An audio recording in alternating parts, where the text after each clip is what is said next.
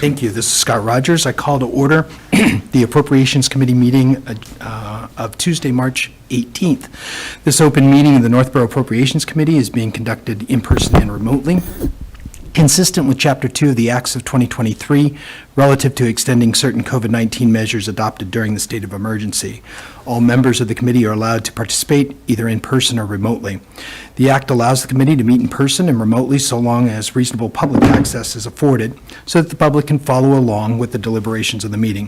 The public is encouraged to follow along using the posted agenda unless the chair notes otherwise. Members of the public who wish to view the live stream or the recording of the meeting may do so by going to Northborough Remote Meetings on YouTube via the link listed in the agenda. Ensuring public access does not ensure public participation unless such participation is required by law. This meeting will feature public comment. Members, when I call your name, please respond in the affirmative. Bob D'Amico? Aye. George Brinkle? Here. Terry Halloran? Here. Tim Kalin? Combination. And Jeff Knight, his brother. Yeah. Thank you. Here.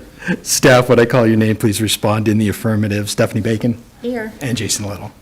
Here. Great. First order of business, public comment. If there is any, either in the meeting or in the room, raise your hand if you have a comment. Seeing none, we'll move to the next item. We'll pass over the approval of the meeting minutes. Those minutes are not ready yet. And so we'll go right into the Department of Public Works and Enterprise Funds. Start with our Director of Public Works, Scott Charpentier. Thank you, Mr. Chairman. I'll go over quickly the quote-unquote initiatives that are included in the budgets, which is where the majority of the new items are included. There are some other larger items that are not new, they're just continuances. Under the Water Sewer Enterprise Funds, we're proposing to add a seasonal employee. We have seasonal employees on the parks and highway side. They assist with some of the summer-only tasks. These are generally college kids who are home for the summer. They'll help with painting fire hydrants, clearing solid waste, mowing, weed whacking, that kind of thing. So we're proposing to bring one onto the Water Sewer Division. That would be 60% water, 40% sewer. Couple reasons to do it. One, we need the resource. The staff generally do not take any vacations in the wintertime due to storms. Summertime is vacation time. It'd be nice to have a staff member to help out with the mowing and some of the smaller tasks so our licensed technicians can focus on the needs of the utilities. Second, there's an extreme shortage of professionals entering the water and the sewer career paths. It's a good job, high school education, $1,000 worth of training for 6 months, and all of a sudden you're a licensed water operator, and there's jobs everywhere. It's just, there's not a lot of exposure to the high school kids about that. So our hope is we can promote the industry, help out the community, and maybe get the word out so we can get a new generation of water sewer operators in here, because a lot of the ones we have are turning gray. So that's one of the initiatives on the water sewer side, the only one. A couple of the other items, we have a dog park that'll be introduced to our operations. Dog parks take maintenance. Dogs, tend to dig things up. We'll have to maintain that facility. I'm not exactly sure what the level of effort's going to be, but we did put funds in the operating budget to accommodate additional mulch, trash services, raking, the parking lot, things like that. Brigham Street Burial Ground, excuse me, that came online last year. It was a wonderful construction project. It looks far better than it did before, and I believe it's appropriate for a burial ground in Northborough to look like that. The grass is a challenge down there. There's no irrigation. It's shaded, and the soils there need a lot of amending. If you remember, it was covered in pines, where there were hemlocks, and there was a lot of oaks. Hemlocks and oaks are very acidic. We need to fertilize the soil. We need to aerate it, seed it, make sure it takes well. So we're including those services in this year's operating budget on the cemeteries. And then, excuse me, so the dog park is parks, obviously. And then highway side, the capital project last year that was approved at town meeting for installation of a tight tank. That's occurring. We're actually having the pre-construction meeting tomorrow. That work is expected to begin in the next couple weeks and proceed through the beginning of the summer. Tight tank, and quickly, is a big underground tank where our floor drains from where we wash our trucks will drain into. Periodically over the year, we're going to have to pump that tank out and truck it away. Currently, the floor drains go to the septic system, which is not allowed. You should only have human waste going to a septic system. You cannot have floor drains from mechanics bays, which will be a different tight tank, and wash bays to a tight tank. We'll have two. One has the mechanics things in it, really nasty stuff. We don't want to mix that with 30,000 gallons of just wash water. But that's going to be expensive to pump. We're estimating it at $50,000 a year to pump out. We'll know more next year, but we did base that on water meter use records and estimated costs from local pumping companies who could pump them and truck it. So those are the only real new initiatives being proposed this year. Outside of that, I can certainly go through the operating budgets, line item by line item, if you'd like to describe where we've increased things, or I'm not sure how you want to proceed. Yeah, Scott, I was going to say, sorry about, just if, as we go through, if you can just orient us to which line items are hit by those four items, that would be good. Bob? Thank you, through the chair. Just a question on the CPC helping with the dog park. Is that a possibility? Can they help fund some of the not problems, but maintenance that you have? I've never had CPA funds utilized for ongoing maintenance. 20 years from now, the fence needs to be replaced, yes. But as far as maintenance operations go, no. You don't know what that cost is going to be, and it could be. I don't know. It's a large area of mulch and stone dust, and Is that something that is allowed or is not allowed? I don't know what the purview is of the Community Preservation Act, if it's allowed. We were able to use CPA funds for maintenance of White Cliffs, ongoing maintenance of White Cliffs until that fund is exhausted, so. I think, sorry to interrupt, Scott. Of course. But I think that article, the work that's being done and being classified as maintenance or mentioned as maintenance is preservation work. And that's what the scope of the article was for. I think that there is a prohibition against using the CPA funds for quote maintenance. But if there is a recreation project, it could be spent for project uses. But what one person defines as maintenance versus preservation could be debatable. But I think everything within the scope has been for the carrying cost of that building and with the purpose of preserving it. No, I know we couldn't carry those costs forever, obviously, but I know there was still some work that needed to be done on the dog park too, and I was wondering if those kind of funds can be allocated from. Yeah, from what I've discussed with the planning director, every single dollar will be spent on construction. So. Thank you. Yep. So, Mr. Chairman, you do have a memorandum, and so do the other committee members. That's a relatively brief two-page memorandum dated March 12th from me. This describes in a little more detail some of the budget changes that are presented in the packet that Jason provided. Would you like me to go through this, Scott, or do you want me to go through the budget pack? What do you prefer? So, for example, on the seasonal sewer water worker, it might not have gotten updated into the personnel table yet that we were using, but I'm wondering if we would see it in the staffing table, the budget table for staff. So if I go to I don't think it is. cemetery, facility, water sewer. It is not. Okay, so we would see some updates to that. So when the, under the, looking for Parks Division. Yeah, so under the Parks Division, Highway, Parks, Cemeteries, we do not list seasonal employees. I'm referring to page 4.8 and 4.9. These are only full-time employees, and correct if I'm wrong, Jason. Correct, yeah. Okay. Yep. I haven't updated these tables. Then the seasonals undulate. We have slots for 4 seasonals in the Parks and Highway. If we can get 4, great. If we get 5, wonderful. If we get 3, it undulates. And then sometimes they're on different cycles. Wentworth is a trimester, so we got to get Wentworth students a little different window, which is great. Then would we see that the dollars for those seasonal workers then? You would see them in the enterprise fund write-up that is not included in your packet.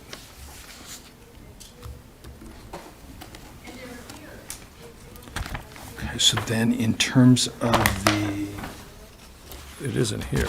memo, do you indicate the amount for the seasonal? Yep. I'm just not seeing it.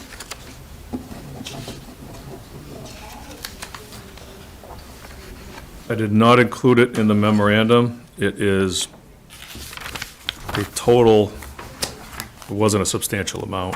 That's why it wasn't included. Seasonal employee on the sewer side, so 40% of that person would be 44. So in all, and amongst both enterprise funds, it's $11,000. Oh, okay. One seasonal employee, 600 hours at $18.50 an hour. It's $11,100 total, $44.40 being out of the sewer division, then the remainder out of the water division. The memorandum covered more high-level numbers, for example. Materials for the dog park, that's. Yes, yeah, I'm staying on the water enterprise fund, we're proposing a $96,000 increase. 54 of it is for the MWRA, and then 25 is to reinstate half of our hydrant program. We eliminated the fire hydrant replacement program, which was funded at $50,000. When COVID hit, enterprise funds is a self-sustaining account. COVID hit, it hit our revenue hard, and the MWRA assessment even harder. So it took us a few years to recover, to build up our fund balance to what we want to have, which is 75 days or 25% of our operating budget. Now that we're there and we're comfortable, we reinstated half of the hydrant replacement program, $25,000. It's basically 50-50. You buy materials for half, and then you hire guys to put them in the ground for half. It's about what it is. So we have hydrants this year. We're going to hire a contractor to replace them. So those are the only two real initiatives in the water division. And MWRA sets their assessment for us. We have no say on that. How's that compared to prior year? It's similar. It's similar. They're generally in the 3 to 4% range, very similar to our rate increases. They're generally 3 to 4%. The way it works, it's a look back. So they look back on the prior fiscal year, and they say, you've used 0.5% of our supply. And because you've used 0.5% last year, this year, you're going to pay 0.5% of our budget. And their budget includes operations, capital, all that stuff. What hit us hard in COVID was everybody stayed home, so Northborough used a lot of water, and Boston, which is like 80% of the use, didn't use any, because nobody was there. So that next year, we look like a very high percentage user. Our assessment went up over $300,000 that year. That's at a number that's usually about 1.5. So half of every dollar that we spend in the water division goes back to the MWRA. So having that humongous swing took us this long to recover. Other communities recovered right away because they didn't care about their fund balance, and they just kept on plugging away and crossed their fingers and hope nothing bad happened. We don't operate like that. We're a lot more conservative. The last thing I want to have is an emergency meeting because something broke and we can't fix it. So we're finally getting back. Believe it or not, COVID still impacts us. On the sewer enterprise fund, it's a modest increase over 2025. It's a 3.7% increase, and you don't have these in your packet, unfortunately, but I will go over them as best I can for you. So in the sewer enterprise fund, we're proposing an increase of $100,870. Call it $101,000. We have a bunch of debt falling off, which is good. We want debt to fall off, so when next time a capital project comes in, we can afford it without having this massive changes in rates and revenue. We're proposing a $200,000 increase to our Marlboro assessment. That's the single largest line item. There are no other initiatives in the sewer division outside of Marlboro, half a seasonal employee, and reinstating cartridge replacements. Our pump stations have grinder cartridges in them. Think about the teeth on your garbage disposal, but bigger and nastier. We replace one every year. They're $15,000. We cancel that out when COVID hit. We're putting that back in, one a year. That's only $15,000. But again, the budget's going up by 100, but we're increasing Marlboro by 2. So then delta is all of our debt falling off. Marlboro, this is our first full year of reconciliation with Marlboro. Everybody's familiar with the IMA that we went through. Well, this is our first full year of it. Last one was a negotiation. We established the rules of engagement, for lack of better terms, this huge table that says, here's all the stuff we're going to pay for and what percentages are Northboroughs and Marlboroughs. This will be the first year that we reconcile. Last year, we had $1.3 million in the budget for it. It came in just over 1.2. I don't know what increase that was over the prior year. I don't know if the prior year was 1.1, it went up 100, or the prior year was 90 and it went up 900, it went up 3. So this year, we're carrying $1.5 million. $200,000 increase over last year, but a $300,000+ cushion just to find out what it looks like. And once we get a little history to base these adjustments on, that number will become much more fine-tuned and won't grow so quickly. I'm hoping it remains the same. You know, this year, last year was just under 1.2. Maybe this year comes in just over 1.3, and I don't need to do 1.5, 1.6, 1.7, so. When is that, when do the actuals come in and we see the assessment? Same fiscal year as us. They finished July. The deal is I'm supposed to get it by the end of August. And then we go back and forth in September to make sure everything is okay. Usually, the last time it went very well, because we derived the numbers together. And then we pay them 45 days after agreement. So that makes sense that you're budgeting enough to handle surprises. Same thing. I don't want to be back here for an emergency. Why don't we have data from prior years? Why is that? Well, when we were in litigation, Yeah. they had no obligation to provide us their operational expenses while we were in litigation. But now we're out of litigation, Yeah. can't they provide us that information now? Yeah, they don't run like we do. They don't have enterprise funds. They have just funds. So I want to go replace cartridges, and I need $80,000 for cartridges. I go to the city council and I say, I need $80,000, and they give it to you. Well, they don't. All their operating money is in one big pot. So it's very complicated for them to break it out into what's dedicated to, and beyond that, it's not just sewer. They got collection, stormwater's in their sewer, they got an easterly plant and a westerly plant. So they got to break all those different things up. One of the breakups would be, for example, finance director's salary. The enterprise fund's going to cover 5% of that. Well, when you go backwards, if the finance director's position was empty, maybe they had a consultant come in and cover for 3 months. Well, that consultant's on another line item. So it's like you're chasing your tail in this big pit. We finally have a good mechanism for it, so I'm hoping going forward, we can get some history, some actual data. So basically, too, you can look at it as that the rules change. Once finally an agreement came to, you've got a new set of rules or principles of how you're going to determine this, and you don't have history of having determined it that way in the past, so. Right. Okay. Yeah, so this year, they're doing what they have to keep those numbers in a column. Yeah. If they were to try to derive those numbers from prior years, they'd have to dig around and figure out how to fill in the columns, because the numbers are all over the place. So, Well, that kind of concerns me, because, we don't know. They can put whatever numbers they want to. yeah, and everything has backup. I get copies of the electric bills, copies of their payroll, like the spreadsheet itself is probably, it's 11 by 17, it's 3 pages. But the backup is 300 to 400 pages. Like sludge weight slips and the sludge disposal pricing. I get the liquid content of the sludge. When you have sludge, you squeeze all the water out, because this trucking and burning water is expensive.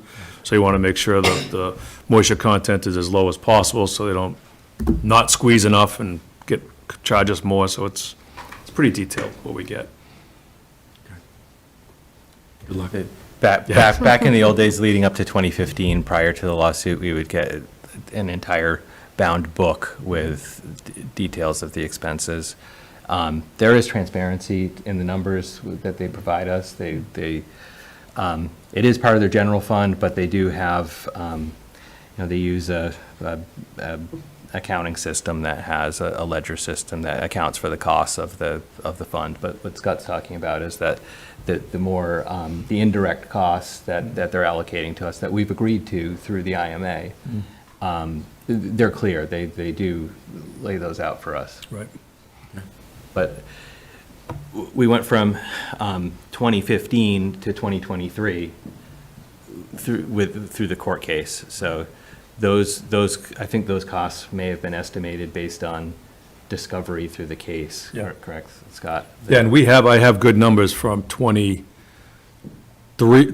when we were in close to negotiations. It was based on the same thing, and they did the same effort in 21. They drilled all through, we got right to where we wanted to be, which is basically where we are today with a couple changes, and then the mayor blew it up. Like literally just said, that's a great number, I want you to multiply it by 1.5, and that's what they pay. So that's when it ended, and we went back to court. Not there anymore. No, long gone. All right, any questions on the general operational budget or the enterprise funds budget? Mr. Chairman, on the solid waste fund, the town makes a contribution to that. Correct. Any thought of increasing fees of bags, et cetera, to cover that? I looked into our bag fees, probably 2000 was COVID, so probably like 5 or 6 years ago. And we were amongst the high, we were in like the middle of the top third as far as what our bag fees were. And we were amongst the bottom third on what the subsidy is, the tax subsidy. Well, I appreciate that was 4 or 5 years ago. We're also at a point where we're at a 2.5 cap. So finding ways to reduce town expenses and put it into user fees seems like a very reasonable and rational approach to solving some of our budget problems. So I would advise you guys to take a look at that again. And if it's high, it's high. But people need to, if you're paying for it, you're paying for it. I'm happy to look at it again. Best case scenario, we come in, and we review it, and we say, wow, we're in the bottom middle third, let's raise them up. And we raise them, let's say it's in October. The tax subsidy is the last pot of money you go to. So if the revenue goes up, you spend out of your revenue account, and what's not spent out of the tax subsidy goes right back into free cash. So I can look at that. One of the challenges with evaluating that is, I don't know if anybody lived in any other towns, but there are so many different ways people do it. Auburn, you put a sticker on a trash barrel, and then everything after that, you gotta buy bags. Some places have dual recycling. One of the challenges we have is we have trash on the side of the road in a bag. So the cost to collect is much more expensive than the automated ones. So there's a lot of anomalies and modifications to the program we could make that could save money. It's just a matter of looking into it. I'm just looking at a 2.5 override. Yep. And we got to figure out ways to minimize that. The whole reason we have bags to start with is because we were trying to avoid 2.5 way back when. So it's a $600,000 or $700,000 hit to the taxes that we could figure out ways to give ourselves, because we need, in my opinion, as you know, I think we need to create as much cushion as possible under the cap for next year, and we can't wait till next year necessarily, so this is one place to take a look at it. When was the last time we increased the price of a bag? I don't believe we have. Yeah, we can look into. So what, and kind of from a proportion standpoint, what proportion of residents use the town and what proportion of the residents use private? We estimate that every year, and it fluctuates. Harvey's is required, or Tidy Town is required to alert us of how many of our residents do. Generally speaking, it's 4,000 on us and maybe 800 on private haulers, something like that. I'd have to look up at the hard numbers, but that's generally what I remember. I know there are people who are transitioning from private hauling to us. I've had a lot of phone calls of recent, doing that. I think they're just realizing it's fiscally responsible to, especially the more the subsidy is. If you're subsidizing in your taxes, you're already paying 50 or 75% of the cost. You might as well just utilize the service. In terms of dollar amounts from the bag program, do you recall how much comes in roughly each year for the Approximately $550,000. 550? Yeah. Okay. The whole budget was 1.3, I think it was this year. 1.3, yeah. Yeah. Yeah, so the costs have escalated in terms of the hauler and the disposal costs. I know there was some reluctance to increase the bag fees just because if there's a tipping point where people say that these bags are too expensive, I'm going to contract with a private hauler, it would have a spiral effect of we'd be raising even less revenue as a result of it. But, I mean, you're making a fair point. Yep. I'll put that together.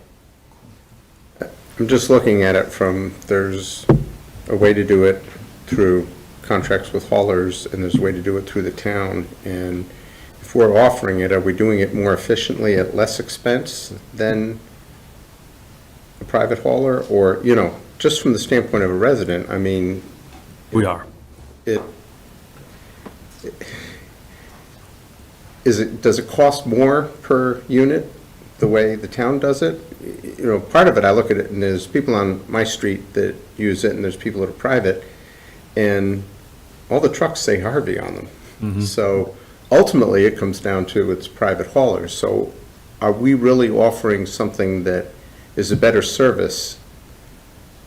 Or is it something we're doing because we've done it, and maybe a more effective way for the town to spend its money is in other areas than this? Our, utilizing the pay-as-you-throw program is less costly than private haulers for a typical household. And you get better services. You know, you're allowed to get $10 bulk stickers, you have recycling, single-stream recycling. There are a lot of opportunities that the town offers that the haulers don't. That being said, I understand, if 75 cents of every solid waste dollar spent is taxes, a lot of communities out there that are not in the trash business. You know, they get out of it because it's expensive. Yeah. And it's a challenge. You know, we had a difficult time of finding a hauler that was willing to get out of a truck and pick up a trash bag. They don't want to do that anymore. It's been deemed unsafe. They've had injuries and fatalities, not just slip and falls, but car accidents. That's why a private hauler didn't want to do it anymore. They had suffered some significant injuries on the job site.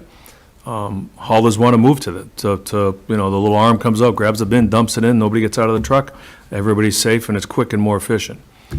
That's a drastic change to the service we provide, and it's a big cost to the enterprise fund, because you got to buy the totes. And those totes are not cheap. There are some grants for them, but they don't pay for the whole thing. I just think it might be something that's worth looking at because of the rate that things are growing.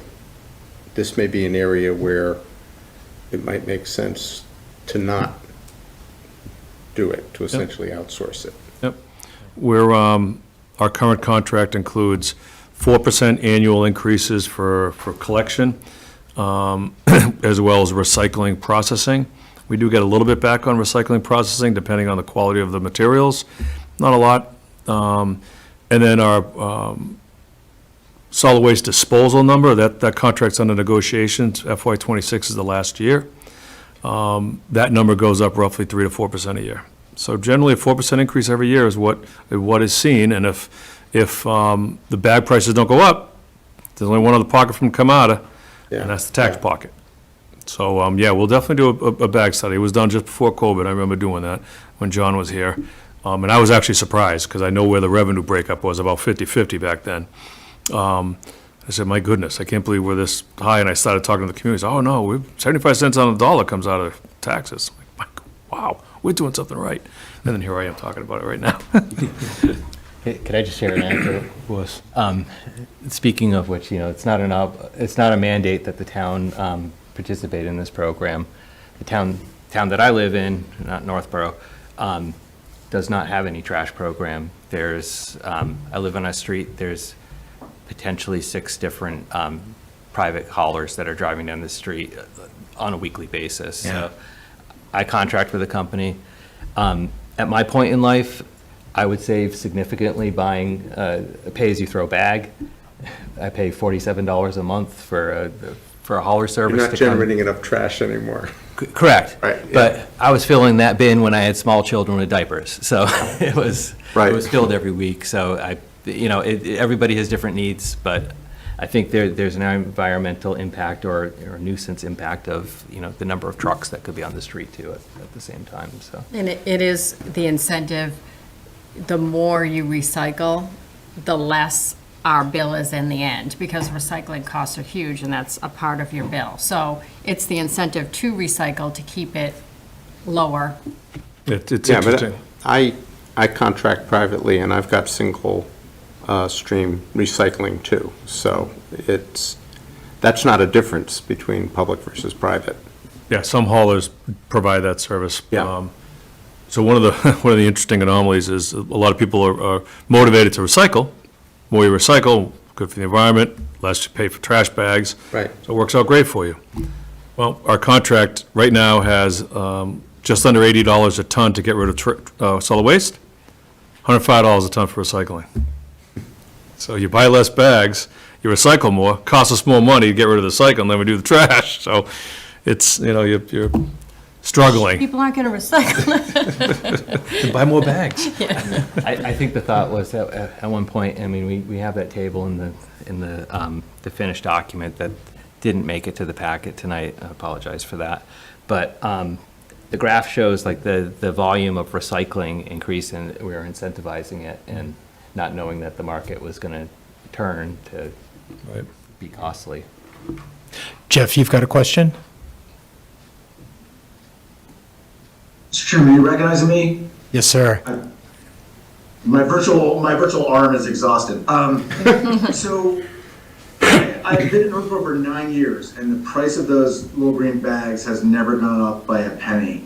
And when E.L. Harvey got the contract to begin being our trash collector, I went on their website because one of my frustrations was that recycling is only every 2 weeks. I would have loved to just pay more and get it every week. So I tried to customize something with them to do it every week. And the proposal they gave me back was exactly what I get with the pay-as-you-go through the town at like 20 times the cost. I mean, so that's how cheap it is if you use the little green bags. I get them at Hannaford, wherever you get them from, the town bags.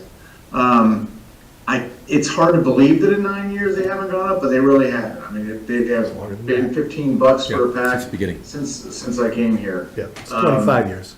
I think that the town has to really take a look at the things that we pay other people to do for us, and think about, one, is this something we could do for ourselves, or two, is this something we need to do at all? And I think this falls into the category of, like Jason was saying, do we need to do this at all? There are clearly plenty of commercial options for the service.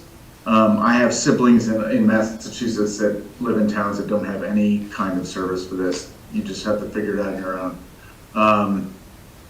But there's no way we're getting a lot of bang for our buck when it is so cheap that when I did the cost comparison, it was laughable that the identical people collecting it, the identical amount of times, the identical service, with the exception of the fact that they have to get out of the truck and toss it in, it was a fraction of the cost. So I just think it's something we really have to look at. I agree with George. I think we have to look at, is this something it's worth doing at all, to the extent it's costing us any money? Because even though I appreciate how cheap it is as a resident, if it gets us closer to 2.5, I don't like it. That's more important to me. So, and I think a lot of residents would feel the same way. And I'm just looking at, there's a lot of things that are driving our budget up. And, we've looked at, adding EMTs and for fire. We're looking at a number of police officers over the next couple of years.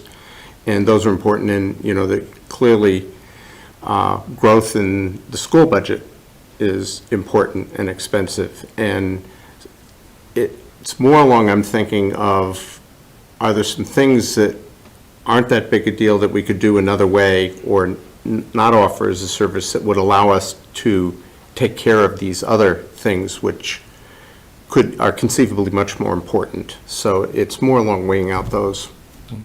The more tax subsidy that's used for the enterprise fund, in my opinion, the more unbalanced it becomes, because there's a lot of taxed entities that do not have the option of the service. Right. I kind of disagree. I think trash service is an important part of what the town should be doing. You want to do your microphone, Bob, just to make sure he picks it up? I just think it's an important part of service that the town provides, and I think trash service is one of them. I'd like to see I'm us just- get rid of it, and then I'm all the trying to just Put recycling. them in a relative order, that's all. Yeah. You know, No, I know, but I think you know, trash service is up there, and recycling is too. Yeah, but I wouldn't put it ahead of schools, and I wouldn't put it ahead of, police and fire. Best option on that might just be to look at the bag fees and what kind of increases we can do Yeah. on the bag fees. We'll do a comp on the bag Right. fees as well as the tax subsidy, and see where it lands. I mean, I have the old one, I can make the same phone calls, and I'm sure they all appreciate it when you pass it around, so I'll absolutely do that. So what I did on the memorandum is identified on the front page all the general fund increases outside of contractual things, such as, labor. Well, I don't have healthcare in the general fund, but those types of things. So our fuel island, the software system that's used there is no longer supported. It uses Internet Explorer. Is that the one that's been sunsetted, that doesn't exist anymore? Yeah, that's what it uses, so they don't support it anymore. So if it goes down, and it will eventually, but whatever. If it goes down, we don't have any fuel reporting.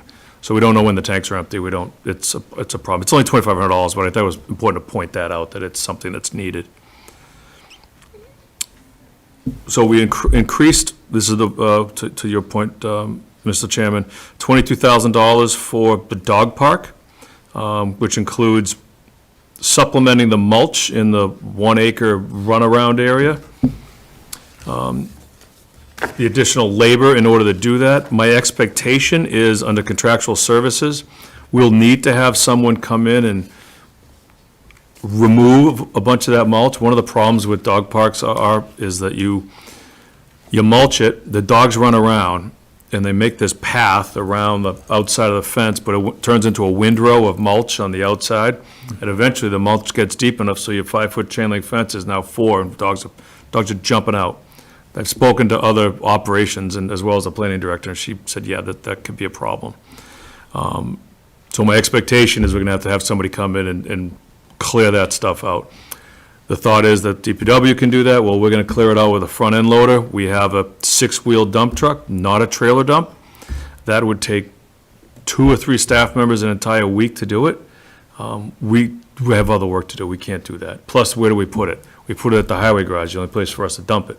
Then we hire a contractor to come there and pick that stuff Pick it up up and put it in the anyway. trailer dump, and then send it out to dump it. So why not just get the contractor with the excavator and the trailer dump over the dog park and do it, instead of moving it twice? That's the thought, of just being a little more cost-effective and efficient. Not sure what the number's gonna be, I just want to be confident and comfortable with it. I told you about the DEP pumping of the new tight tank. You're familiar with the ARPA expenditures that we've had over the past frantic year plus. There's been a lot of crosswalk lighted enhancements, the reflector, the rectangular rapid flashing beacons, the RRFBs. We're gonna have, at some point, 15 of them in town. The police department has the radar signs. They purchased a bunch under ARPA. Those are gonna be installed. We have a couple lighted traffic and traffic signs. One is two are speed limit signs, and one is gonna be a speed limit sharp curve sign. Somebody's gotta maintain those. That's not what we do. We could take one down and fix it. We've done that before when we had 3. We would take it down, we bring it to the shop, we put it up on sawhorses, and we get to it. It's that project, while you're doing your regular job, you got that other thing on the side that you do. We can't do that when we have 45 of these things in town. It's just not fathomable. So we reached out to a local vendor. He's actually in town on Otis Street. He's helped us out in the past with the Amazon, the school zone lights that seem to be on all the time. He's helped us out with setting those clocks and things. So we have a $5,000 for a vendor to assist us with that. I talked to you about the Brigham Street Burial Ground. I would hate to see CPA's funds go to a beautification project like that and have the turf just fall apart. The project funds were relatively tight on that. We did what we could with what we had. The grass, it's 20/20 grass, 20 feet away, 20 miles an hour, looks beautiful. You get out there and walk on it, it's sparse. So I'm hoping some relatively robust fertilizing treatments by a professional turf contractor will help. That's my goal. And then portable toilets, that used to be paid for by the rec department. They've run into some financial constraints. Jason knows a little more about them than me, but they're pushing some of their operating budget is being transitioned over to the general fund as opposed to purely out of their revolving revenue. And this was one of the pieces that got pushed over to the general fund. These are porta potties at Ellsworth, Memorial Field, Dog Park, so Assabet. Typically, the point of transitioning those to the parks budget rather than a revolving fund is they're not part of a revenue-generating program. So it was, the programs aren't generating enough revenue to pay for themselves if we start adding ancillary costs that aren't related to the revolving programs, and that was the intent of moving. I mean, similar logic of- Writing that practice. Yeah, similar logic of moving the staff salaries out of the revolving fund as well. Or, Well, yes and no. I mean, the mechanics are a little more complicated because we carry the administrative staff within the general fund, and we do a transfer out of the revolving fund. That transfer used to include the entire amount of the salaries. We've been reducing it because of a declining fund balance. We can't bring a fund balance into deficit. So in order to, sorry. Go ahead. no, One of the things that I think is important is to have costs of things where the revenue is. And if the reason we have porta potties and the cost of doing that is because of offering recreational facilities, then we should make sure that the costs of supporting those recreational facilities are in the same place, so we have an idea of, what's coming in versus what it costs to do. And when you kind of separate them in completely different areas, it's a problem. So I'm not exactly sure how this volume aspect of it works, but again, when you separate things like that, now all of a sudden the cost becomes immaterial, and, expansion of things happens, and it pops up someplace else where you're not really measuring them relative to each other. I understand what you're You saying. understand what I'm saying? If I take $50 out of this pocket, I got an empty spot for $50 in there. Might as well put Right, something in and there you're like a new program. ignoring the other Yeah, pocket. throw another program in kind of there. Yep, I understand. yeah, so an alternative to transferring the porta potties over to the parks line in Public Works would have been to increase the program fees in recreation. Right. To see if Right, they can balance. Yeah, but I think the point was that the parks exist and recreation programs exist, but the porta potties weren't there to support recreation programs that are revenue generating.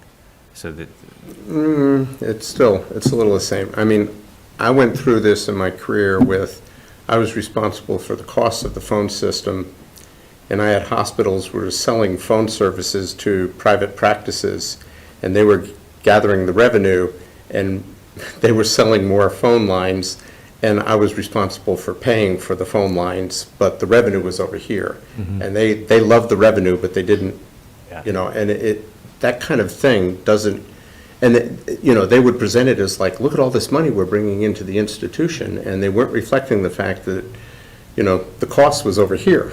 And so it's just keeping them together gives you an idea, Right. and then you can get an idea what the net of it is.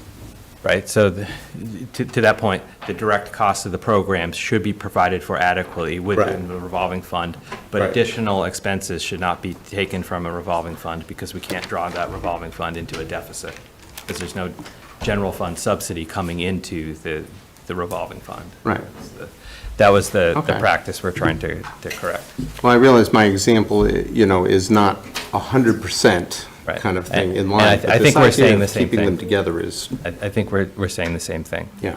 That's why we have the healthcare for our water and sewer staff in the water and sewer enterprise funds. It's 100% representative of what it needs to fund that, as opposed to the general fund. Exactly. I Okay. understand. So there are some substantial increases, as you look through, 50,000 for a tight tank, 20-something thousand for a dog park, 30, 40, there's $55,000, $60,000 of increases there. So all in all, in the general fund for public works, the increase is 4%, is 162,000-ish, 161,700, so $162,000 increase. In order to keep in order to keep the cost down as best we can, we eliminated some of the items that we could hold off on. Guardrail replacement, we have a program where we replace $25,000 of guardrail every year. We've been doing that consistently. We postponed it in 2020 and 21 due to COVID, brought it back in 22, 23, 24. We'll put the brakes on it this year to try to reduce the impact on the budget. Okay. We have a spot drainage repair. There are times when we have drain failures that our equipment can't handle. We have an excavator. It's a small excavator. It's really convenient around the cemetery. You got a water main break. It goes down 5 feet real easy. It doesn't take up the entire road. But you saw the big orange one that was taking down the house that burned at number 1 Jenkins. That's the type of excavator that this money's for. So we rent an excavator, an operator. They come out with a big dump truck and we fix something huge. Our guys are in the hole. They're doing the thing, but I got a huge truck, huge excavator. That gets me one day of that stuff in case something big happens. Grounds improvements, we put $2,500 in for little stuff. If the Three-Well Memorial, that got all rebuilt by a local contractor in town who's a vet. We bought the materials, $2,500. He donated the labor. We did the same thing at the Veterans Memorial at Howard Street Cemetery. It's nice to have that in there if somebody comes up and says, hey, you know what? I'd really like to make something beautiful. Here you go. $2,500 worth of plants from Bigelow. Go do something gorgeous for the town with free labor. We'll suspend that for the year. The tree services for the parks, that's usually for something we can't get to. So, for example, Ellsworth McAfee Park. The perimeter of that park touches the Arsenals. What street do they live on? Right before.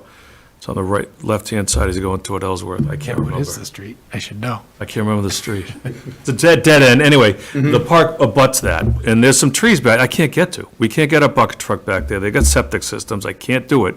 So I have to have a tree contractor come out who can climb these things. We don't climb. We'll never climb. That's not what we do. But we have trees that we own that are in people's backyards that are failing, looking bad, and/or have fallen, and we need to get them cleaned up. That's what that money is for. We'll postpone that, do our best with the guys we have. If something really bad happens, I go to my tree contractor, who's specifically for public shade trees, take it out of the tree budget and have them do that. So there's a belt and suspenders there, but that's something we could forego for a little while. Okay. So with those cuts, and if you were to remove the tight tank, our operating budget for the general fund would only go up 2.8%. So the tight tank is what's, I don't want to say killing us, but that's a big piece. And I'm hopeful after a year, we realize it's 22 grand or 18, 28, something, not 50. You got to get some history on that. Yeah, but I did the calculations. I was conservative, we washed the trucks after every snowstorm, so that kind of thing. Hey, Jeff, you got a comment? I recall in the memo seeing the word mandatory when it came to the tight tank, though. So, what does mandatory mean? The EPA came out with a MS4 permit. It's a NIPSI permit for stormwater treatment and control. The first permit well, the most recent permit is expiring now, and there's a new one coming out. It requires the town to do a lot of different stormwater things. It takes stormwater, cleaning of stormwater to the next step. The current permit that we're under now requires us to locate every single outfall we have for drainage, test it during dry weather to make sure somebody's septic system isn't leaking into it, test it in wet weather to make sure it's not having some runoff from some nasty facility. It also requires us to have stormwater management plans for larger facilities. My guess is that Algonquin probably has one. We have one for our highway garage because it's big enough. So part of the stormwater management plan is an engineer's evaluation of the facility. Where are your catch basins? Where are your outlets? What kind of nasty stuff do you do here? And where does the drippings from that nasty stuff end up? One thing that was noted in our stormwater management plan preparation was that our floor drains were discharging to our septic system, which therefore qualifies a septic system as an unpermitted groundwater injection well. Can't do that. DEP knows it's there. They haven't issued us a notice of noncompliance at NON. Obviously, no ACO. I won't even tell you what that means. But that's mandated. We have to do something with that. Did it have to be a tight tank? No. We could have built a car wash with a recycling facility. You know, a lot of DPWs that are on septic systems will have a wash water recycling process like you would see at a scrub-a-dub or something. This was much more cost-effective at this point. So, but it is mandated by DEP. If we didn't fund this line item, we could be exposing ourselves to greater risk. Yes.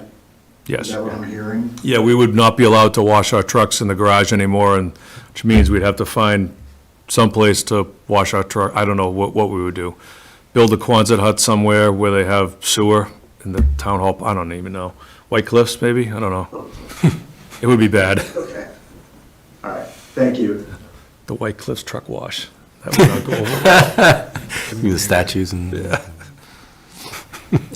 So that's, I don't want to say the bird's eye view, that's the drone's eye view of what I have.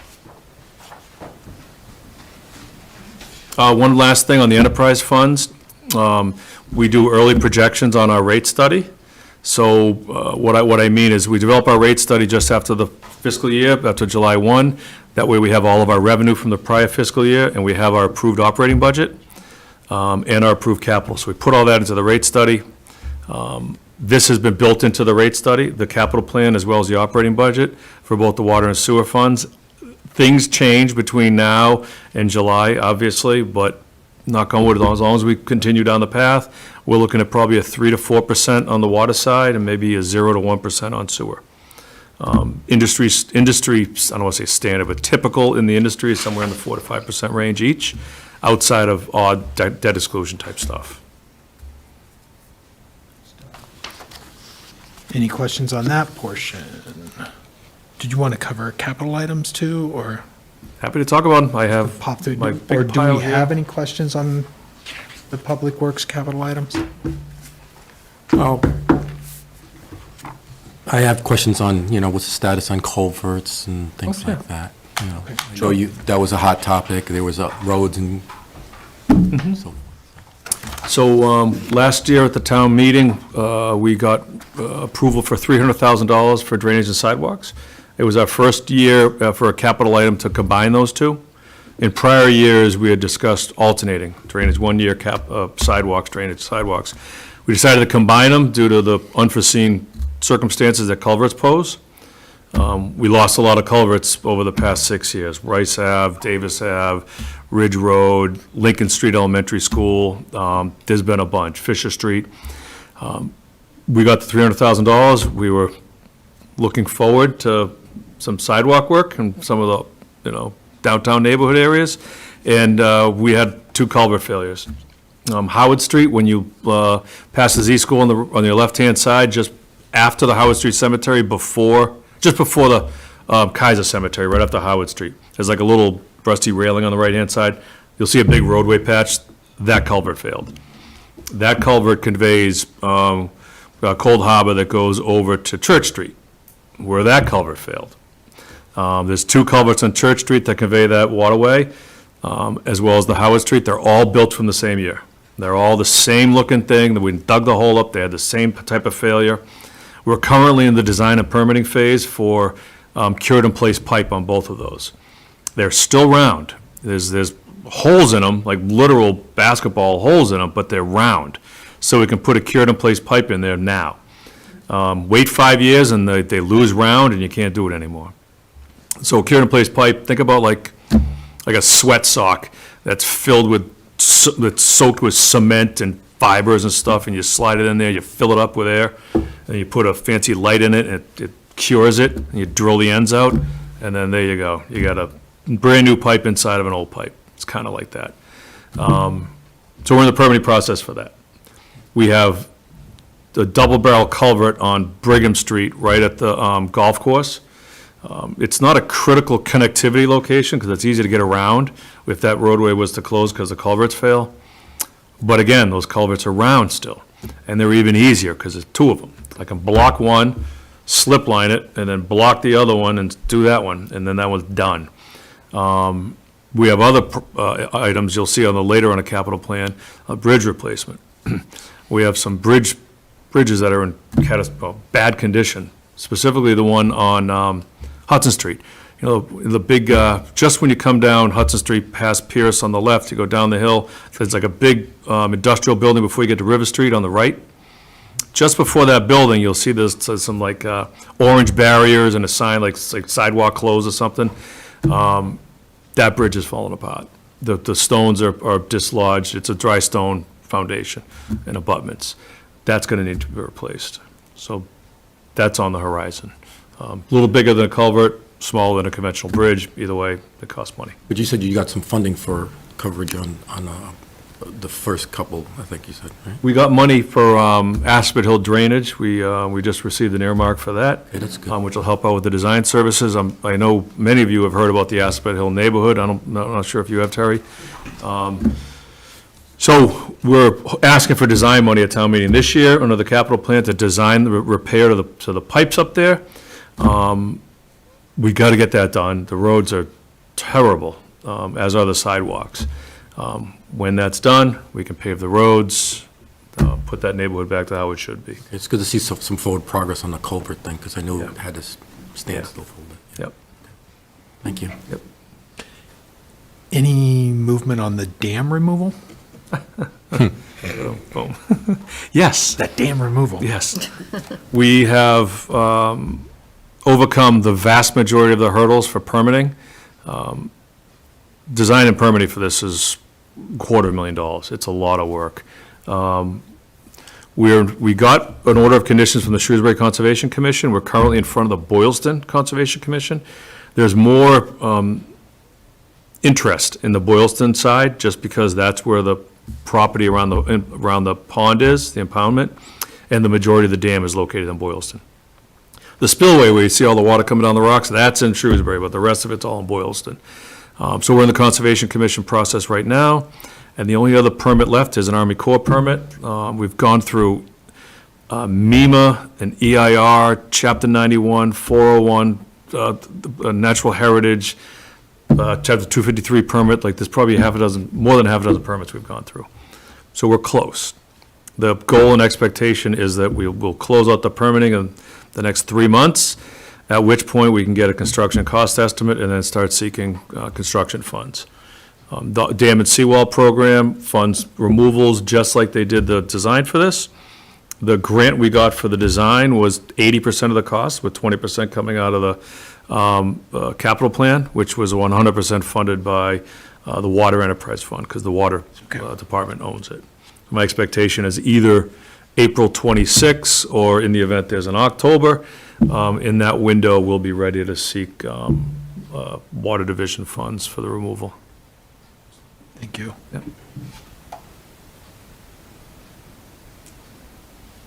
Any other questions on Public Works? Sounds good. Excellent. Thank you for those details. Thank you. If anything else comes up, Mr. Chairman, please reach out. Always happy to help and come back. Thank you, Scott. Appreciate it. Thank you. One of the things that Mr. Charpentier mentioned was still have labor negotiations as an open item. Do we know a timeline on that, when that might be settle? Well, would like to settle before July 1. We're doing well. Yeah, I'm going to say maybe end of May, roughly. So the modeling we've done for the budget is going to stay in place, Yes. that Yeah, part of the and model is not going to Of course, this is a change. projection, just like anything else, but it's Yeah, the best we okay. can do at this point. So that will stay as estimated. Any timeline on health insurance that we know of? I'm going to exit on that one. Yes. Thank you, sir. We do have a collaborative meeting coming up. Our insurance broker is waiting for more information from Harvard Pilgrim, and we just met with another dental plan to see if we could swap dental carriers in order to reduce the increase. So we're still waiting. I would say within the next couple of weeks, we should know for sure. But we have a broad number, around 17% is what they're saying now. We build just in case families that are coming on or whatnot to our health insurance plan. So we have a little bit of wiggle room that way to reduce maybe 1 to 2%. But other than that, yeah, we're budgeting based on Yeah, 17. so, or- do you want me to go through some of the Yeah, details? absolutely. Go ahead. We're currently carrying in the budget a 15% increase in that line. And the way that we're anticipating the premiums going up 17%. We're not there yet. The meeting with the broker, we're at 19% with Yeah. Harvard Pilgrim. That's what they're offering.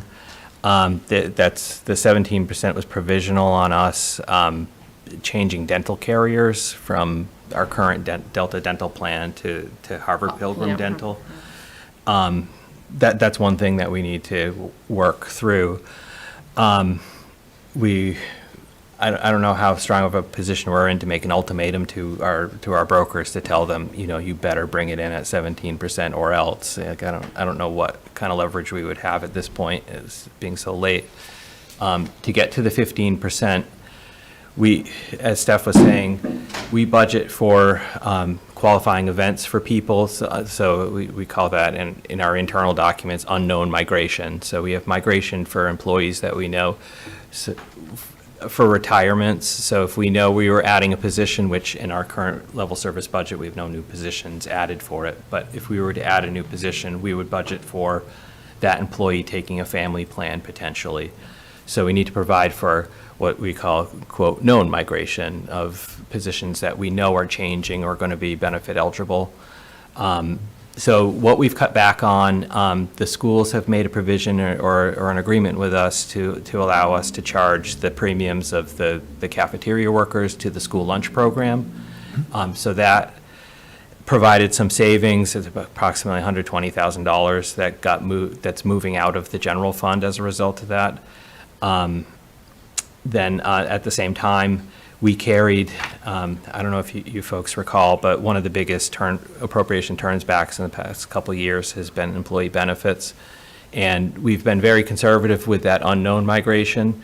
We've carried somewhere between $200,000 and $400,000 per year within that number. And that's partially was to smooth the health insurance increases over the years. Over the past 10 years or so, we've had a 3%, an average of 3% increase.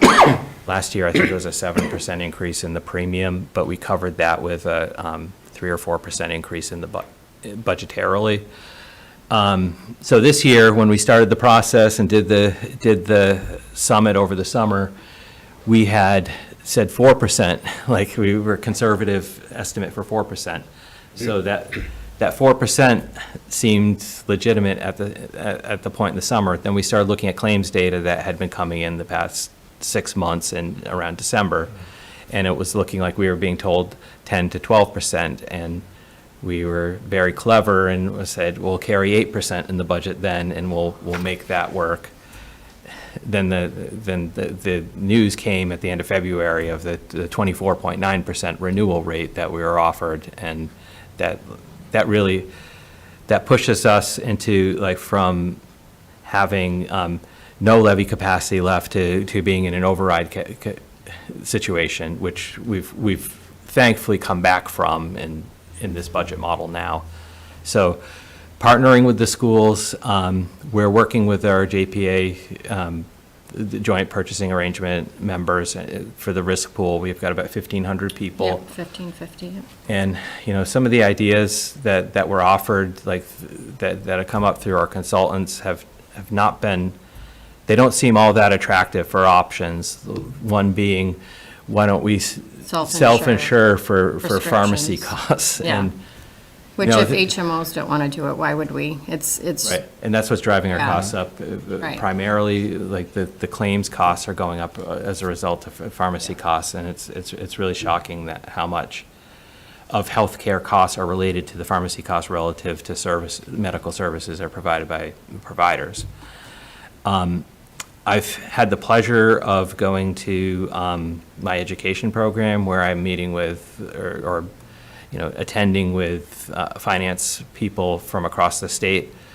This is going on everywhere, and everybody's experiencing the same thing. The numbers may be slightly different, but it seems like a common story that they were expecting 10 to 12, to 10 to 16, got 25%, and now they're beating it back to 16 or 17% and feeling thankful for it. And it's yeah, kind we of had a survey and it's high teens across the board, from our neighbors, from beyond our neighbors, so, yeah, so it's kind of a dark story, and for everybody, yeah. hanging over us with this budget this year. And then even the school transportation costs, their new contracts, so that's another heavy item. Yep. All right. So that concludes undistributed. Well, no, we'll Yeah, get- we'll get right. more You almost into it. got all of it, right? But we jumped ahead a little Yeah. bit because that's part of the undistributed budget presentation, which, Yeah. if you want to go in order, we can talk about the finance budget. I mean, there's not a lot to talk about. We're not proposing any new programs or anything exciting. Overall, the finance budget is composed of the Treasurer Collectors Division, the Assessing Division, and the Accounting Division. And overall, it's a, let's see, what did I say it was? It's overall, the three divisions together are going up $20,259, or 1.89%. And that's not a result of anything exciting that I did to save costs. It's just we were conservative with our staff.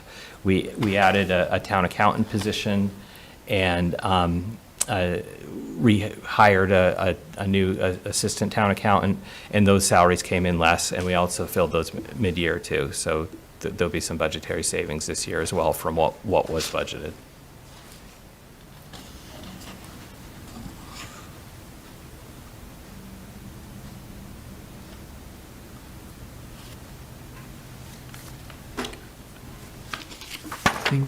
I didn't have any questions on that.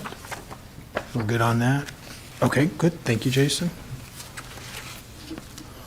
All right, so I handed out a copy of the overall budget model. There were some edits that didn't get reflected in this version that got printed, but those edits weren't material relative to it, so we can talk about it, and we're in the same scenario, same situation. There's no that great difference between what it was edited to. It was just a matter of like a couple tens of thousands of dollars, not millions or hundreds of thousands even. I don't know the best way to go about this. If you want me to share the screen? Yeah, then maybe it's easier, yeah, if you do that, it's easy to highlight what line you're Jeff then looking and at. Tim don't have the benefit of seeing these documents that I'm talking about, so maybe I'll, Yeah, so if screen you, share. if you present in the meeting, right, then that's a good way for them to see it. Yep.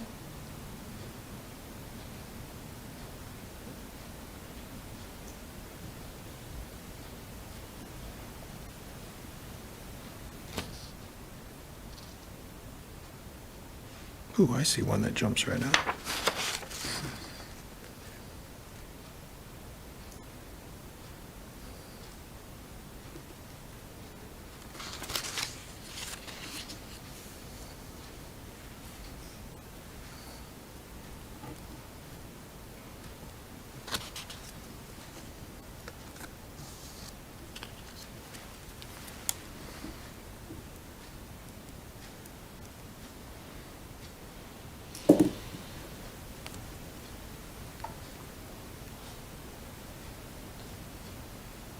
Is that working for you? Yes, just some technical difficulties today. With the 298-page printout, I was hoping that you got it out of your system, right? Bear with me for one moment.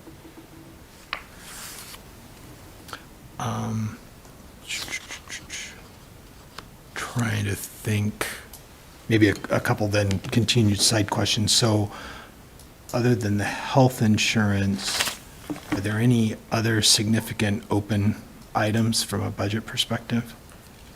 Well, the other thing that, I don't know if I'd call attention to it or not, but we've plugged in, I know this is going to be difficult for anybody to see, but this is, Can you blow it up any? Probably zoom in. yeah, I think I can. Let's see. Yeah, with just like the ads.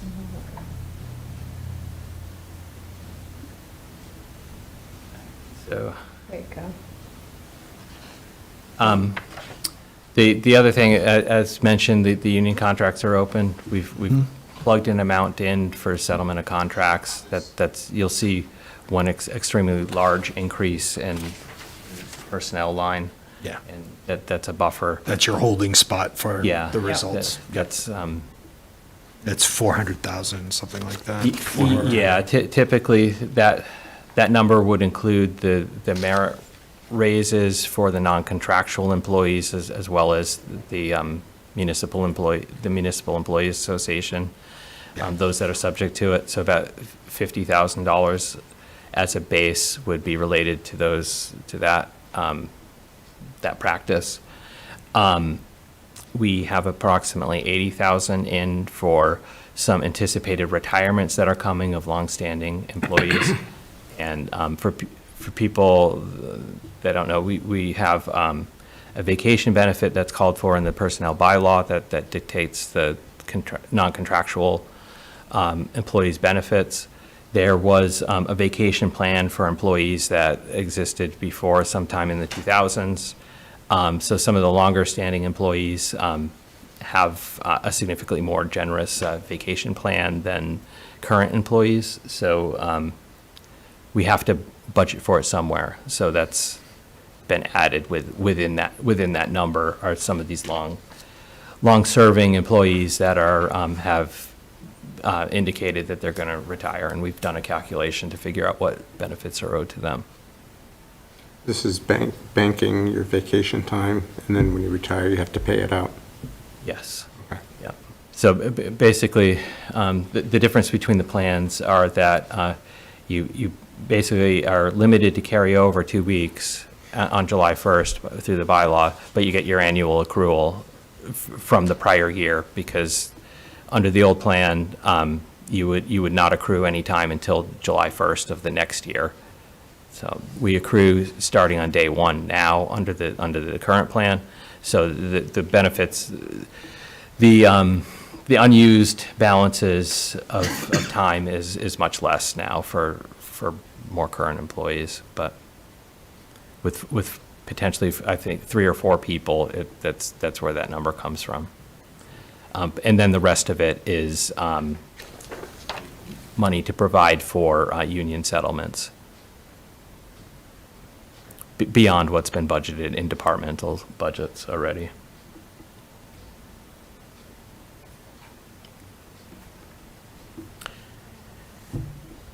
May I ask a question, please? Yeah, go ahead, Bob, sorry. Just out of curiosity, why are we spending an extra $1 million on special warrant articles? Why is such an increase, and what is that? It's simply the capital plan. So it's the capital plan, Bob. It's Our the, capital plan. it's the $1 million is funded from free cash, so that's, Oh, I'm looking on undistributed expenses, right? yeah, so it is listed within the town's budget, but the funding source for the special articles are free cash. Okay. Okay. I think I understand.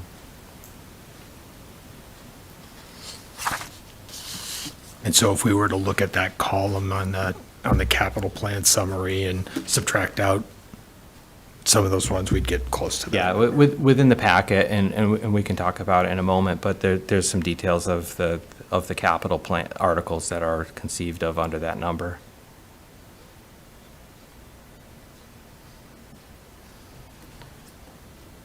All right. What do you want to highlight then on the All right, so budget summary? let me open a different file.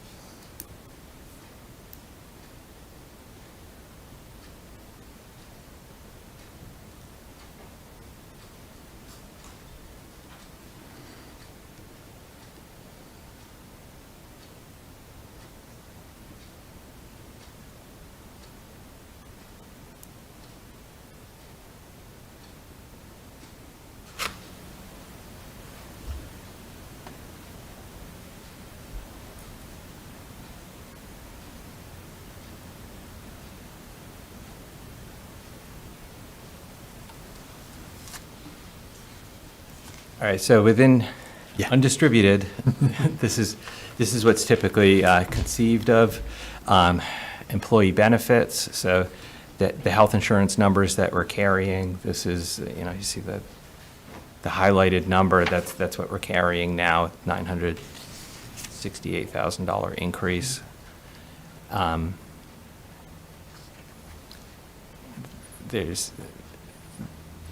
We had relatively good news within the retirement assessment. Typically, overall, their assessments to all the member communities are 10%. We fared a little better under the actuarial calculation, so we're carrying $3.3 million for retirement assessments. Building and liability insurance, we have estimates from the insurance carrier that to increase those a certain amount. This debt service number, That's principal and interest? principal and interest, yeah, debt And- excluded and non-excluded, that's the Where are we total. with due diligence on the bond counsel, et cetera, on the fire station? Oh, we're moving along, we've fulfilled all the requirements, so, what we're waiting for is the bids to see if we're gonna adjust the amount that we borrow for the fire station. We're gonna see what the bids come in. Those are due, I believe, March 26th, so we'll have a small window of time to adjust that, to that point. One of the things that we need to finalize are our financial statements, which we have drafts, we've reviewed them. There was one small edit that was just text, it wasn't numbers, so we've complied with all the requirements, and we've forwarded our statements our audited And statements. what's the timing for getting the updated bond rating? It's early, I would just look at the calendar. It's sometime in April, but early April. And until we get that, we can't, it's hard for the financial advisors to give us much more insight into debt, into interest rates, right? Yeah, I mean, they haven't asked us to revise our numbers at all. So it's still looking like they gave us a slightly conservative number that hopefully will come true. Exactly.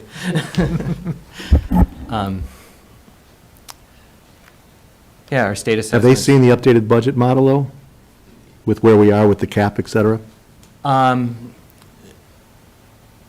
Yes and no. That will likely be a question of how we're handling it this year. Okay. And I would having- think, I think they would want an insight into next year as well. They'll ask us about it, yeah, but our. Do we have an answer? Yeah, we're looking at our budgets carefully, yeah, we'll have a good crafted answer for that, working with the financial advisors. Coincidentally, the conference I was at, there's a lot of presentation on, there's a lot of interest in debt this year, and a competing financial advisor to the one we use was presenting this year, and they talked about the importance of sticking to your financial policies, having established financial policies, sticking to them, having adequate reserves, which I think we're still in the target of, the same bandwidth that we've been. So I think it looks good for us to maintain our bond rating. Okay.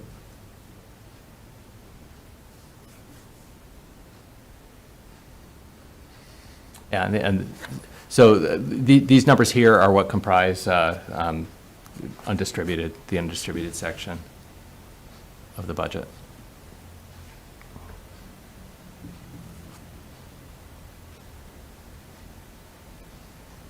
Any other questions through that section?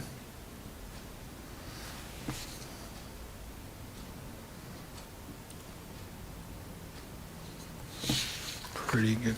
So just to say it out loud for folks that might be listening, so if I just go to the bottom of the budget summary here, Sure.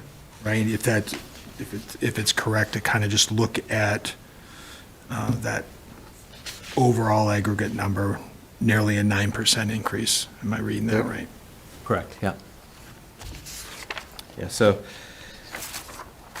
with that very large amount that's in there for the for labor, that's pushing the town department requests, because that's added in on that cover sheet. Here, let me share my screen again so people know what I'm talking about.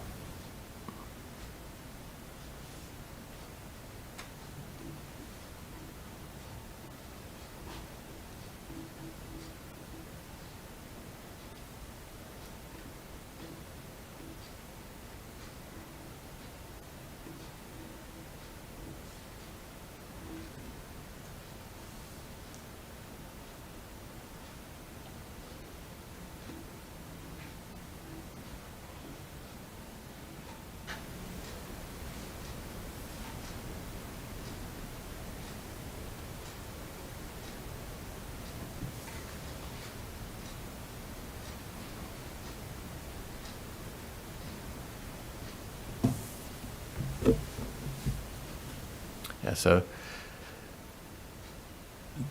these numbers, they're broken out within here. We have town department requests,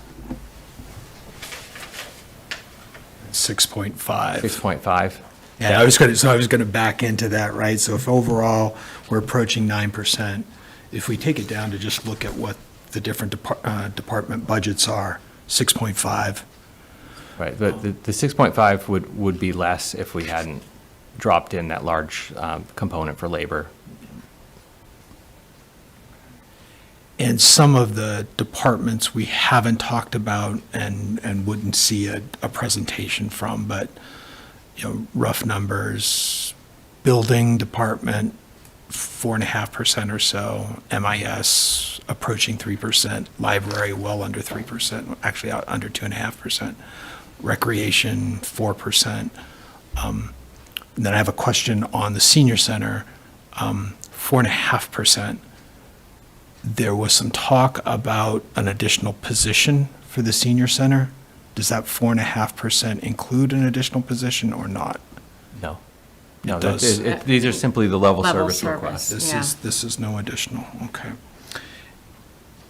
And I know there was then a request for that, additional position, but that was, I think, before the director departed, so we'll wait to evaluate the need for that position until the new director, or what's the thought there? It's still a need.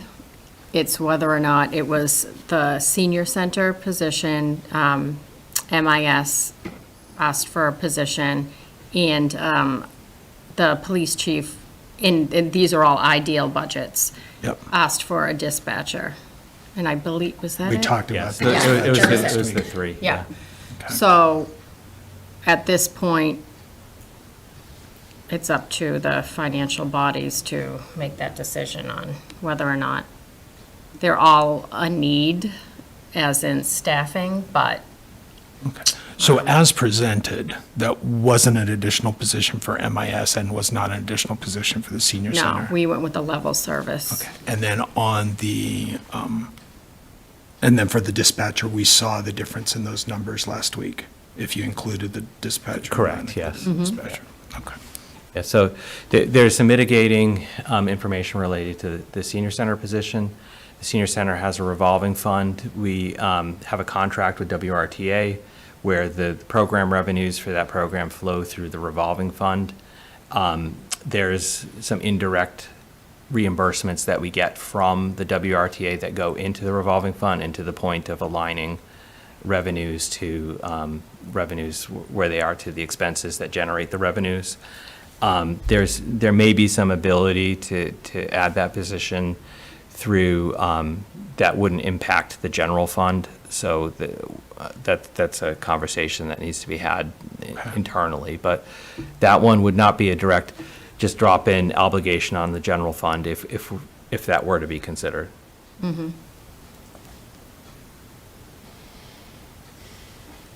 But calling your attention, the point that was made was the levy capacity. This budget is balanced. We don't need an override this year, but as was projected, we're probably going to need one next year. It looks like there is no levy capacity after this year. 300,000, I think, Yeah. is the neighborhood that we're in. It was actually a little less. There is no levy capacity. Yeah. 293, yeah.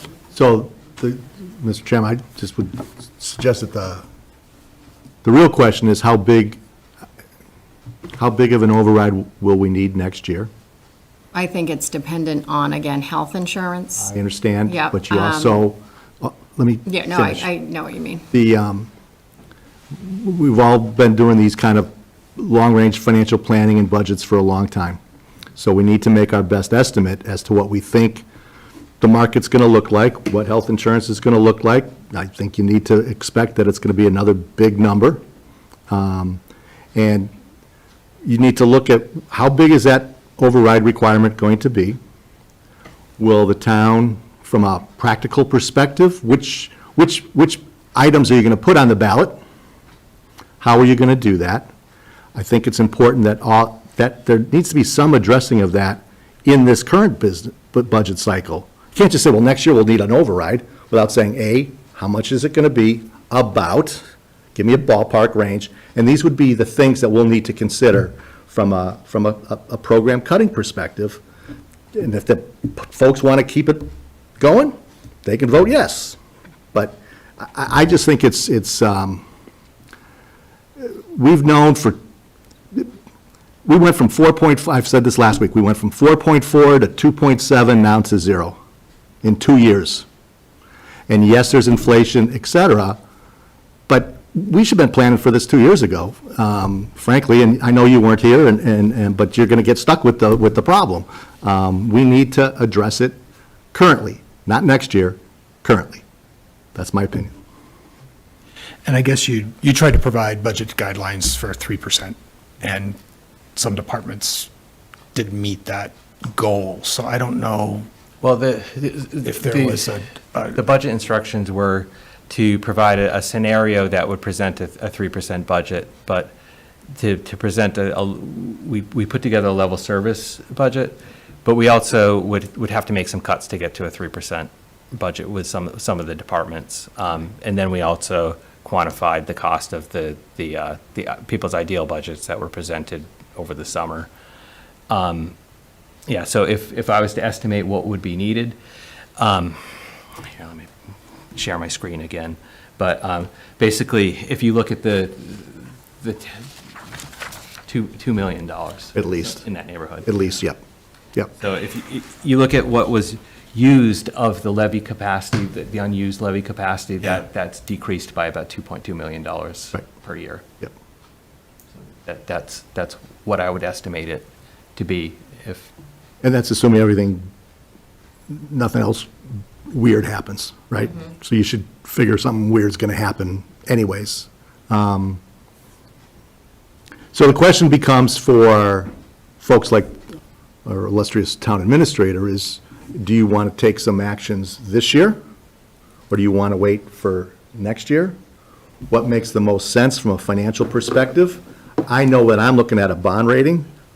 I just don't like the idea that we're at the cap when they take a look at that final budget number and go. And then when I look at where we are from a debt service perspective, if you go to Peasley School and say, well, that's a must, which who knows if it is a must or not, but if you go down that process and that additional borrowing or capital requirements for a big building for town hall, et cetera, I mean, I think even in your model last year, you showed us that a debt service percentage it was almost outside the range, right? Well, it was approaching 10%. It was getting close to that range. It gets to you the nervous perspective, right? And then you guys are even suggesting that we borrow for certain capital expenditures this year. Like, I don't know you want to be adding debt service when you're going to have a 2.5 cap, and you know you're going to get to something in the next few years where you're at a balancing act. I just think there's a lot that you guys need to kind of consider over the next week or so before we make some recommendations as to what we should do. I'll leave it at that. Yeah, well, we are absolutely looking at every aspect, and especially the aspect, you can only kick the can down the road so long as well. So we're looking at maintenance schedules and what we can live without for a year, but then again, that compacts and compounds, and so yeah, there's a lot that comes into play. But we're definitely. And I certainly getting appreciate that, and it's not an easy Yeah, question. yeah. And you can go through the budget and say every line item makes sense. There's nothing that doesn't make sense. It's just, what can you afford? And what trade-offs are you going to make? Yep. And that's the ultimate question. And part of it's, it's not fair to you for a little bit because you don't have a lot of experience with all of the aspects of town and town people, et cetera. But, we've we haven't made any hard choices over the last 2 years, so now we're in this position. Right. And then they're going to be really hard choices. And then they're going to be really hard choices. To that point, I mean, we don't have all of the answers today, but to that point, we have been looking at this. I mean, this was maybe not highlighted during our summit last summer, but because it was heard within people's needs over the next 10 years were asked for, and that involved service expansions. We've been very conservative with saving in our stabilization fund, maintaining our reserves. Like if we Absolutely. suffer a major calamity or emergency, that's why those things are there. And I believe we would be rated highly and compared to a lot of the other towns in Massachusetts. No question. And this won't make anybody feel any better, but again, I've been sitting with finance people from across the state, and it's shocking the number of other towns that are looking for multi-million-dollar overrides, operating overrides for next year. Right. Well, I don't doubt that at all. I know this is not going to be the only town that has that problem. From a taxpayer perspective, we probably, we have a huge borrowing coming online, which changes that economic equation for individual households much more significantly than if it was just that operational override without fire station debt coming online. I mean, right now, you're looking at a tax levy that's going to go up, based upon the way it works right now, 10.43%. That's the amount of increase in taxes that we have to collect at this budget level. Yeah, I mean, to be fair, it includes the fire station debt. Yeah, absolutely. This is Which is not 10.43. insignificant, but But you have to look at the economics of, so when you put things together for a Prop 2.5 override, if you're at 10% this year, and then you're going to, well, we can't live within 2.5, it's like, I don't know, you're going to have to make some hard choices about what you're willing to put on that ballot that you may lose, you may not have, and it becomes trade-offs. Maybe everybody will say yes, and God bless them if they do. You know, I think you know my perspective on it. It's just, property taxes are bad because they're regressive. Has nothing to do with how much money you make. 22% of the population, I think, is over 65. The median, the median household income is 160 or so. 40% of the households are probably at 120 or less. These are big numbers, and you know, people want all the services in the world, but at some point, they're going to say no, and you're going to have to figure out which services are you going to put on the ballot or manage it in a different way. I think what the town has historically done from a financial perspective of the stabilization funds, the reserve funds, has all been really well managed. We're just at a point where lots of circumstances, and, you know, we added staff. I heard we added staff. We were behind in adding staff, so we added staff 2 years ago or what have you. I'm sorry, the select board and the previous town administrator should have done better from a financial management perspective. And I mean that with all due respect, but the spending got crazy.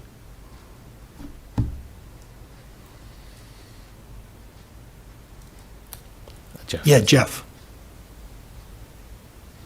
I think, just on that point, I think that also, from what I've seen in just a couple of years, the Community Preservation Fund is a double-edged sword. I think that sometimes it leads us down this garden path that gets us in trouble, because I remember the presentation they made about the dog park, and oh, it'll be this, it'll be that. Now it sounds to me like we'll have about a 50 grand bill every year from now until doomsday or more, because of all these things that they didn't talk about that. They just said, oh, by Thanksgiving the dogs will be playing, which they're not, but they will soon. It'll be done. I'm sure it's going to be great. I have a dog and it's wonderful, but you know, they didn't talk about that when they were talking about providing the funds to build this thing. And you know, and the Community Preservation Fund is what has the ability to buy a lot of real property that we're holding on to that is, I still think, is not wise from a fiscal perspective. So the town has gotten itself in trouble with a lot of different real estate transactions,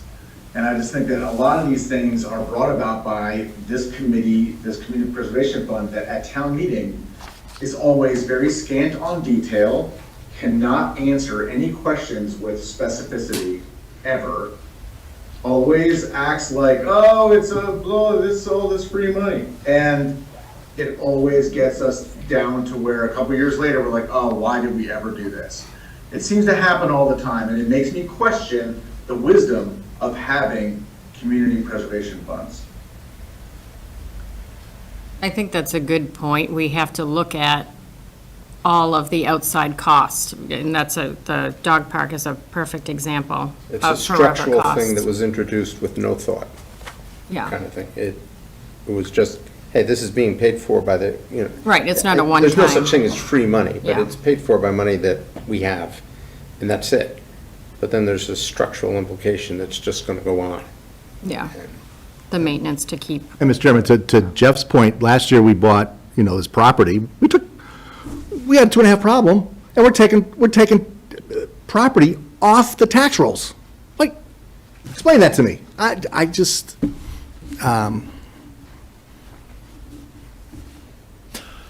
Actually, that brings me up one question. Are there any updates in terms of issuing requests for proposals for some of our town properties? yeah, one went out today for White Cliffs.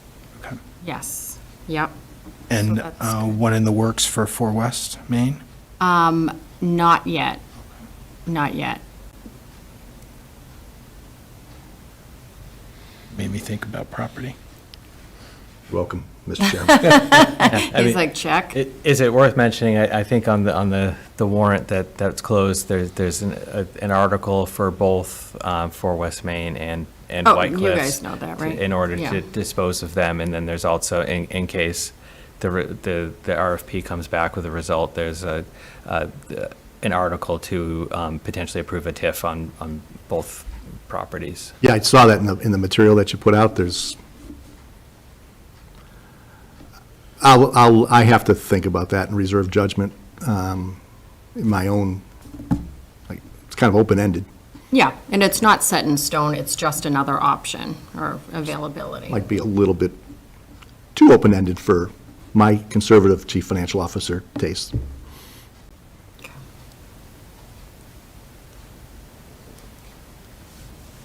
Any other updates? Oh, well, I would share, the appropriate, Financial Planning Committee met last night, voted their recommendations for the capital articles. The draft report that they were working off of last night was included in the packet. There's their final recommendations have been entered into a report. We're just wordsmithing the final numbers, and we'll be putting that out. So That'll be ready for the joint budget hearing on the 24th? on Monday, yes. Yeah. Perfect. Mr. Chairman, may I ask did they approve all of those articles? They did not. May we know which ones they did not? Do you have it there, Jason? Yeah, Since they are supposed to be our consultant. Fire uniforms, the fire uniforms were recommended against, and I think the reason behind that was, and if I could paraphrase or speak for others at Please. risk of misspeaking, the fire chief has an annual plan to replace the uniforms in question. We're not out of compliance. There's a lot of information given at the time regarding the law surrounding the gear. He was going to provide for replacement on a ongoing schedule, so we just would have to replace the gear after 2027 with the PFAS-free gear to stay in compliance with the law. And so we're currently in compliance with the law, and we would continue to be should that article not be approved. So that at risk of speaking, I think that would encapsulate the reasons why they voted not to support that article. One additional factor from that is that also buying that many pieces of gear at the same time meant that when it was time to replace, all those replacements spiked at the same time, so True. the operational budget smooths out the replacement of that gear. There was the committee considers the community preservation articles. I believe there's a split vote on one of those. Was Yeah, I it can't the remember between the improvement? splits. Let me, I'll misstate it. Well, if it's public record, I can go look at it, so if it was, Yeah, and well, you and we'll you would have and to we'll watch see the it. entire meeting. I can to flip get through it, I can get through it, so. yeah. Okay. The, We have the list. And with respect to the beautification project, did they approve that? No. Thank you, Susan. And in the Yes. capital improvement plan, now all of a sudden, That's the one I was forgetting, Sue, thank you. all of a sudden, there's a $1 million grant in the budget for that, to offset it? Where did that come from? That was not, it was $300,000 when we met with the planning director. Right, there's a, Steph, do you recall The improvement? Yeah. the streetscape? Yeah, it was the $1 million $1,850,000 grant? initially, Yeah, and then she was going to reduce it to 1 million. Well, it shows us there's a grant. The MVP grant, yes. That wasn't mentioned at the meeting we had with her. What is that? Where is it coming from? It's a state grant, and So it's still my right tax now, money. she's not sure on what she will receive. Okay. If anything, but she's pretty sure she will receive a considerable amount, but there's no dollar amount, so it was hard for us to be able to budget that, which is why she decided to shave off the 850 in hopes that she could possibly cover that. A lot had to do with the abutting businesses also joining in on the grant, and, yeah, so. So since she spoke to us last, she was able to go through the project and determine which portions of the projects were eligible for the Complete Streets grant. So she was able to maximize that, as well as look at what items were available for the MVP, and work in that partnering with the private property owner. So that shifted more into potential grant money, but still potential. So that Yeah, needs to so be we're weighed. just not sure. Okay, thank you. I appreciate it. Yep.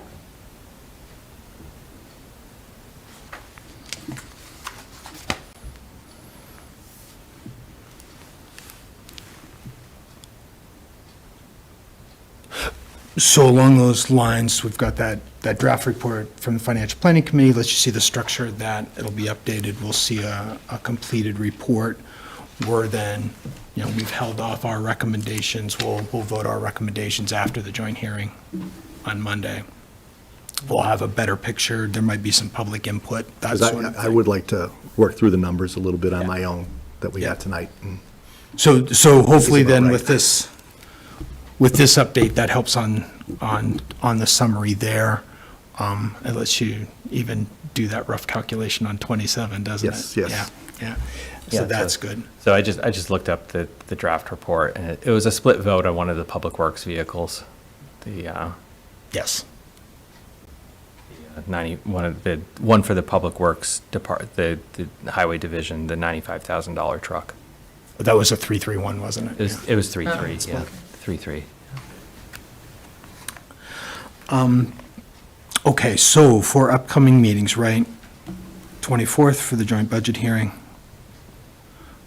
We need to pencil in then a date after that for us to review a draft report. Our structure is very similar to what you see in financial planning, in that we have the articles and our votes against it, and then our votes regarding recommendations, and then a rationale for those votes. If I look at dates, I would not want to do the 25th, just to give us some time to incorporate what we learned on the 24th. I think if I remember, were some folks traveling on the 27th? Yes, I'll be on the road the 27th. So a 26th, or that following week, one of those dates. And so what am I assuming is that we don't want to go too late into that second week, because I think for publication of the warrant, we need to have the report finalized some days before. Yeah, I think it's April 14th.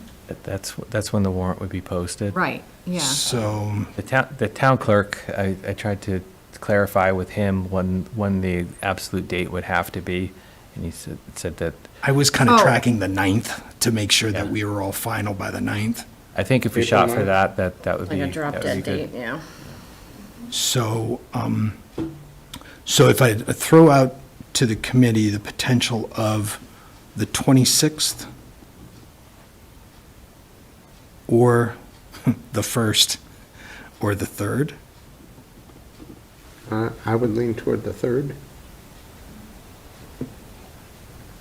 Day of the week is that?